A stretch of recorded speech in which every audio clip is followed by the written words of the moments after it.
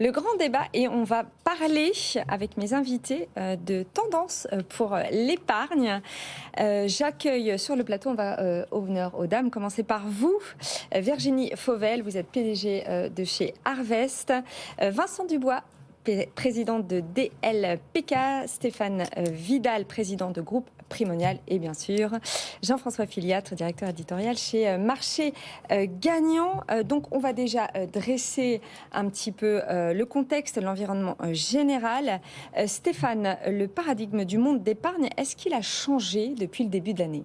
Oh oui, je crois qu'on peut le dire. De toute façon, il y aura un avant le 24 février 2022 et un après le 24 février 2022, à tout égard d'ailleurs. Donc voilà, oui, on est passé d'une inflation conjoncturelle, offre-demande post-sortie de Covid, à une inflation véritablement plus structurelle, notamment avec les problématiques énergétiques, food, etc. Ce qui va durer plus longtemps que ce qu'on avait imaginé. On parlait souvent d'une inflation à court terme. Ça durera plus longtemps. Ça bouge. Les taux ont été obligés d'augmenter pour limiter cette inflation. On est obligé, nous, producteurs de solutions financières, d'intégrer ça et donc d'innover pour être capable de redonner de la prime de risque à nos clients. Donc oui, bien sûr que ça a changé. Vincent, j'entendais Stéphane parler d'inflation. Alors, elle va durer ? Je mets une petite nuance. Oui, elle va durer. Par contre, je pense que 2023, on va retrouver des niveaux un peu plus pas classiques, parce qu'on ne sera jamais comme 2021 et avant, mais on va effectivement, à mon avis, avoir une tendance plutôt baissière d'inflation. Jean-François, j'ai envie de vous poser une question sur l'évolution des marchés et surtout de l'épargne. C'est quoi votre vision ? Moi, j'acquiesce sur le principe. Le cycle d'inflation va changer. C'est-à-dire, avant, on avait un cycle d'inflation qui était nettement inférieur à 2. Aujourd'hui, on va avoir un cycle d'inflation qui sera supérieur. Donc, moi, les réflexions que je peux avoir sur les marchés de l'épargne, la première réflexion, c'est que les populations les plus fragiles vont être pénalisées de manière forte en termes de pouvoir d'achat. Donc ça veut dire que l'épargne populaire qui avait déjà un peu disparu, va encore plus disparaître. On va avoir des marchés d'épargne qui vont beaucoup plus se concentrer sur la partie gestion privée. Puis la deuxième réflexion qui est liée au niveau des taux d'intérêt et l'impact que ça a sur l'immobilier. Le financement de l'immobilier est en train de changer du tout au tout. Et ça va avoir un impact négatif sur les flux, me semble-t-il, sur l'épargne financière, pour deux raisons. Augmentation de l'apport personnel. L'apport personnel, il vient toujours de l'épargne financière. Donc, on a de l'argent de l'épargne financière qui va partir vers l'immobilier. Puis la deuxième des choses, c'est qu'il y avait un effet ruissellement de la production de crédit immobilier. Parce que souvent, vous aviez des gens jeunes qui achetaient un logement à des personnes plus âgées qui allaient réinvestir un bout dans l'immobilier, qui allaient remettre une partie dans du financier. Mais si la production de crédit immobilier baisse, et elle a vocation à baisser de par le niveau des taux d'intérêt, vous n'allez plus avoir ces flux-là. Donc, me semble-t-il, ce sont quand même des changements importants. Alors, Virginie, on entend dans la voix beaucoup de changements, mais il y a le poids du réglementaire qui, lui, reste majeur, bien au contraire. Est-ce que c'est un problème majeur pour les distributeurs ? Oui, effectivement, le réglementaire est de plus en plus lourd. Ça, c'est une tendance très forte depuis la crise de 2008. Et finalement, le réglementaire protège les clients finaux. Donc, c'est vrai que c'est lourd, mais ça a quand même une vertu de protéger les clients finaux. Donc, les distributeurs sont de plus en plus soumis à du réglementaire. On a maintenant des problématiques ESG qui arrivent et qui vont être de plus en plus obligatoires et qui vont peser dans tout ce qui est au sens large paperasse pour la distribution. Donc on axe très fortement les outils Harvest. Donc on fait des logiciels pour les métiers de gestion de patrimoine pour faciliter la vie et rendre le réglementaire déjà plus sûr. Donc tout sauvegarder, plus avoir de papier, de la signature électronique, tout documenté. Être toujours à jour aussi du réglementaire pour que le distributeur puisse se consacrer sur le conseil, sur la réassurance, parce qu'il y a beaucoup de questions sur le client final aujourd'hui dans le monde dans lequel on vit. Donc oui, le réglementaire pèse sur le distributeur. La bonne nouvelle, c'est qu'il y a des solutions pour le rendre moins lourd. Alors, on va rester sur l'idée de Jean-François d'une épargne moins populaire et beaucoup plus orientée vers les clientèles fortunées. Vincent, je me tourne vers vous. J'ai envie de vous poser une question. Est-ce qu'il y a des moyens pour aller contre cette tendance ? L'épargne, on peut aussi la trouver via l'entreprise. Et je pense que d'axer de plus en plus vers l'épargne salariale, par exemple, et que ce soit l'entreprise qui effectivement prépare l'épargne de ses salariés, c'est une voie importante, c'est une voie qui existe depuis des années. mais qui devrait avoir tendance à s'accélérer, et surtout qu'effectivement, on a une volonté politique d'accélérer dans cette phase-là. Virginie, chez Harvest, vous proposez des outils d'agrégation de portefeuille. Est-ce que vous pourriez nous dire aujourd'hui, vous évaluez à combien de milliards vous évaluez ça, et surtout sur quel type de produit? Mais en fait, effectivement, on agrège depuis le mois de septembre chaque jour 150 milliards d'épargne de Français. Donc c'est assez considérable. Cette épargne est en croissance, donc ça c'est quand même un point qui est positif. Bien sûr parce qu'on agrège de nouveaux clients, ça c'est positif, mais aussi l'épargne globale progresse. On a vu qu'avec la crise du Covid, il y avait une capacité d'épargne qui avait cru. Il y a des chiffres de la Banque de France qui sont sortis récemment qui montrent ça, et aujourd'hui qui diminuent parce que elle revient à la normale en fait, plus exactement, parce que les gens heureusement peuvent à nouveau consommer, partir en vacances, aller au restaurant et tout ça, et on s'en réjouit. Mais donc disons que la capacité d'épargne des Français est revenue à l'avant Covid. Et on agrège absolument tout type de support. Ce qu'on voit dans les tendances de fonds, c'est qu'il y a deux tendances. La première, c'est que l'épargnant veut savoir sur quoi il met son épargne. Il y a, suite probablement à la crise 2008, une confiance peut-être moins aveugle dans le distributeur. Donc comprendre quels sont les sous-jacents.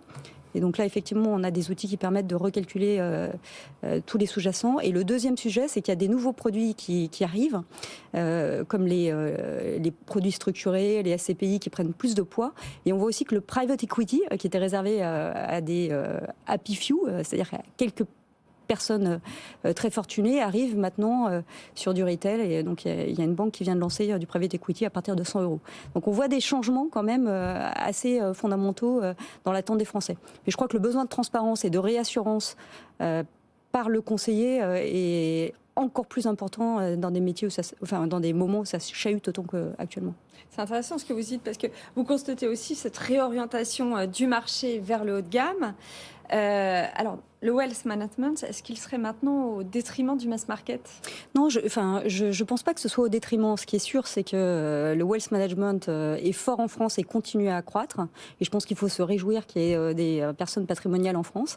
Voilà, je sais que l'argent est un petit peu tabou dans notre pays, mais moi je crois qu'il y a des entrepreneurs qui méritent cet argent-là, et on est content que l'argent reste en France. Donc réjouissons-nous qu'il y ait des fortunes qui se créent grâce à l'entrepreneuriat en France. Et après, sur le retail, moi je vois vraiment des produits qui arrivent dans la clientèle retail, qui étaient réservés avant à une clientèle très haut de gamme et qui arrivent sur le retail. Et donc ça donne des rendements qui sont plus forts, et je pense qu'il faut se réjouir. Donc je pense qu'il faut se réjouir de deux sujets: qu'on ait des clients qu'on ait des fortunes patrimoniales en France, et aussi qu'il y ait des produits qui arrivent sur le retail.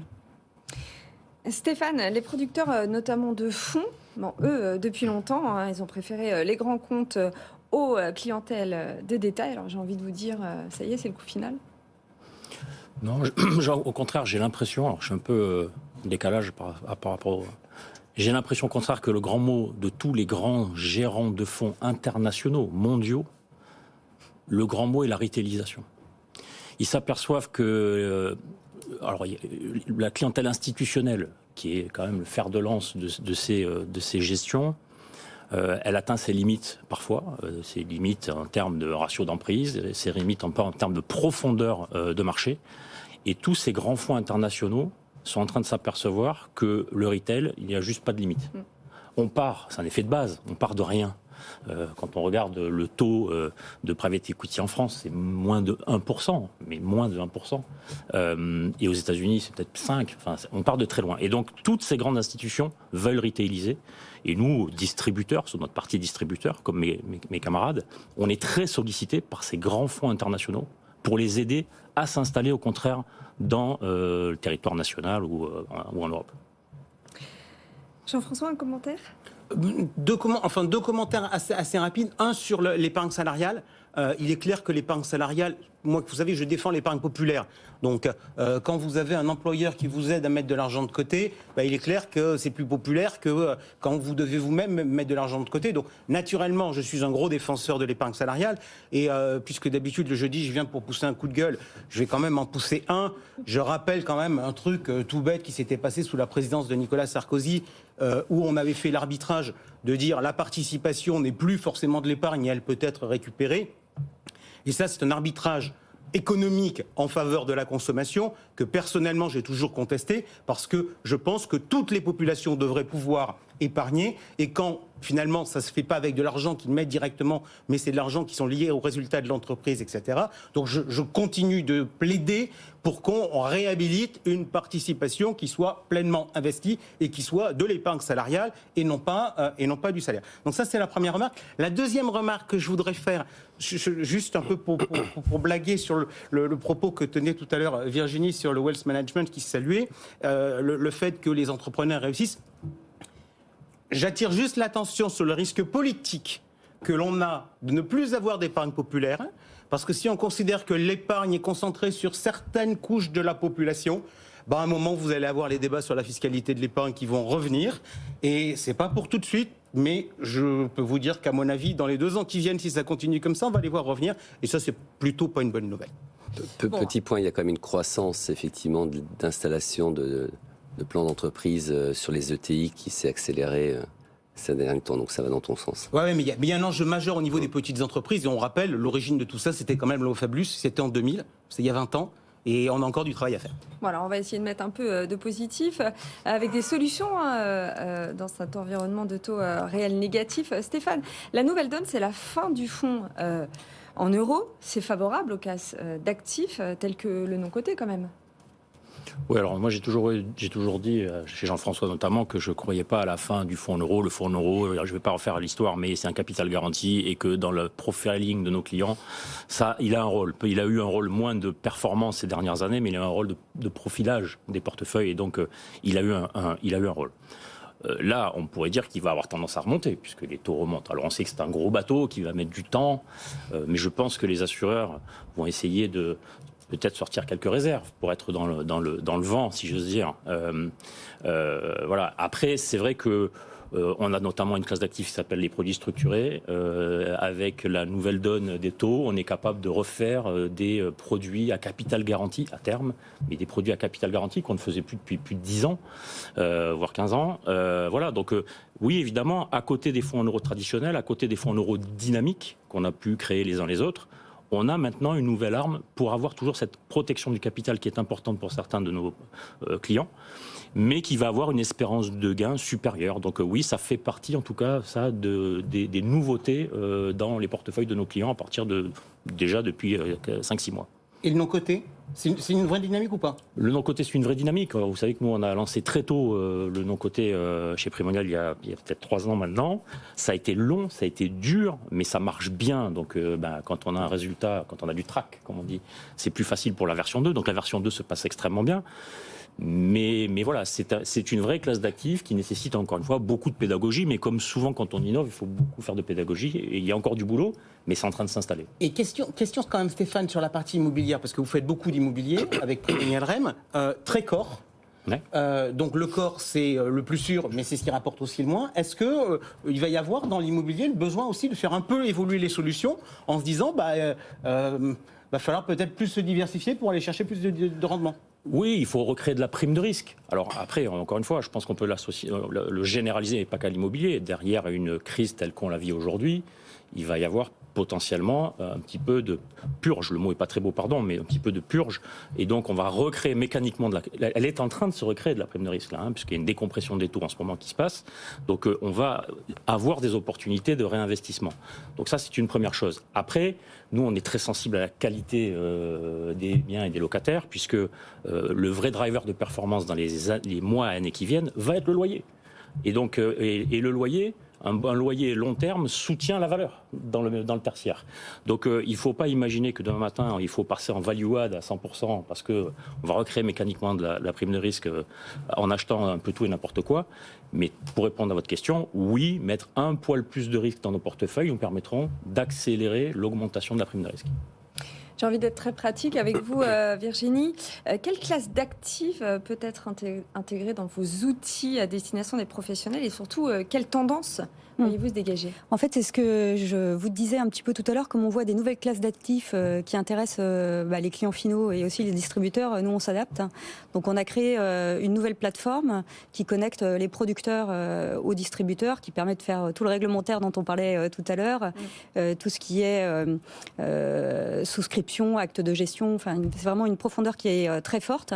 Et donc on va lancer du titre vif à l'assurance vie, à l'immobilier avec des SCPI, avec la possibilité de souscrire des private equity, des fonds structurés. Il faut que, en fait, l'opération de souscription de produits puisse être absolument sans couture. Pareil sur les actes de gestion, et que le distributeur, le conseiller, en fait, puisse avoir un conseil qui soit global sur les actifs du client.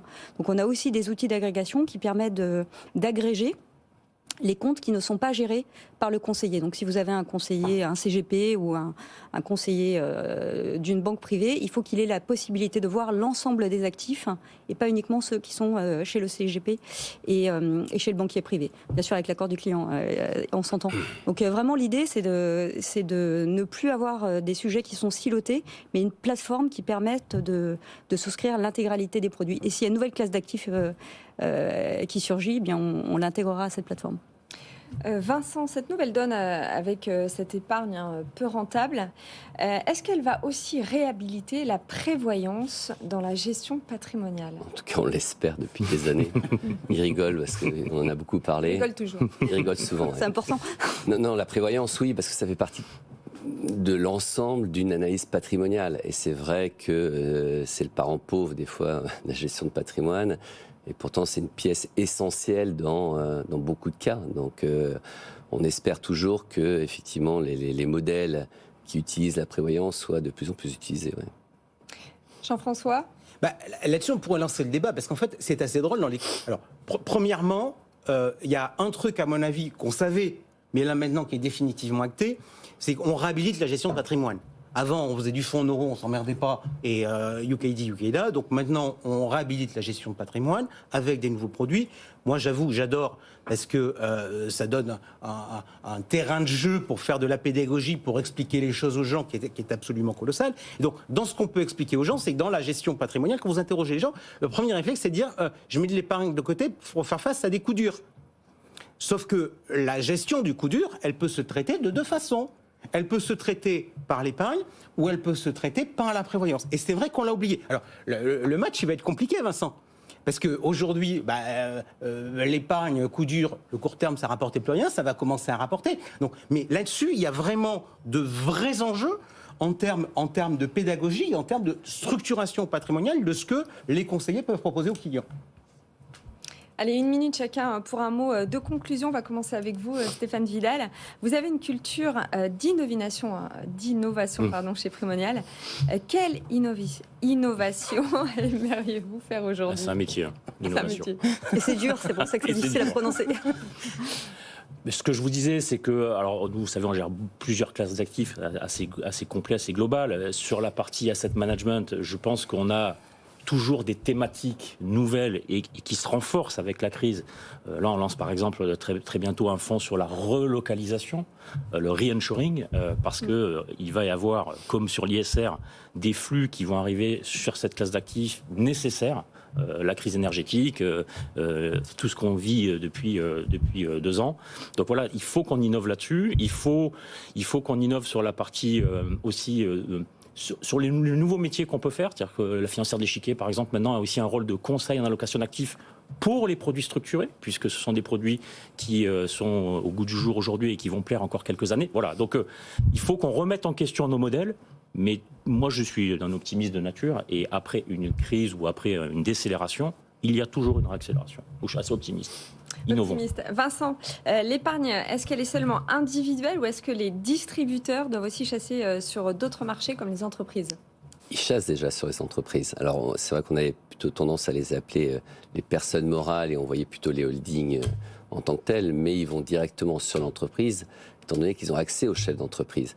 Et on parlait tout à l'heure effectivement de nouveaux produits dus à la hausse des taux.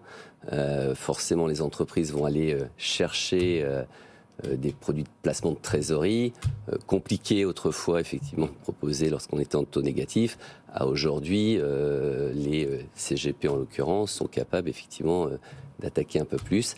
Et les enveloppes, on va dire le support en tant que tel, comme le compte titre, il est fortement accessible maintenant au sein de ces cabinets. Virginie, rapidement, on l'a compris, Harvest, c'est la technologie. Est-ce qu'il y a des sujets de souveraineté en la matière ? Ça, c'est mon combat, donc c'est très bien. Je crois que la France et l'Europe, on a été d'une naïveté sans nom dans l'industrie, dans les médicaments. On voit les conséquences aujourd'hui d'avoir externalisé tout ça dans des pays très éloignés à bas coût. Je pense que ça a été une erreur stratégique majeure. Et dans la technologie, c'est pareil. Donc, effectivement, Harvest, 100% des collaborateurs sont sur le territoire français. On a choisi un cloud français, donc qui est Orange. Je pense que aujourd'hui, les sujets de souveraineté, mais pas que dans la technologie, sont des enjeux majeurs pour la France et l'Europe. Et donc, chacun doit combattre à son niveau. Et moi, en tant que chef d'entreprise, en tout cas, c'est mon combat principal. Et Harvest va changer de nom, il va prendre un nom français. 30 secondes, le mot de la fin. On a vocation internationale. 30 secondes, le mot de la fin. On vit sur un régime, en fait, depuis 1990 à peu près, de baisse des taux longs. Ce régime-là, il faut l'oublier. On a un problème, c'est qu'on n'a pas de référence historique proche sur lequel on peut se raccrocher. Ça veut donc dire que ce petit papier où il y a tout ce que j'avais appris au cours des 30 dernières années, je peux le déchirer. Maintenant, il faut réfléchir sur ce qui va se passer et quelque part réfléchir. C'est assez enthousiasmant. On va t'offrir une tablette. Jean-François Filiat, traité avec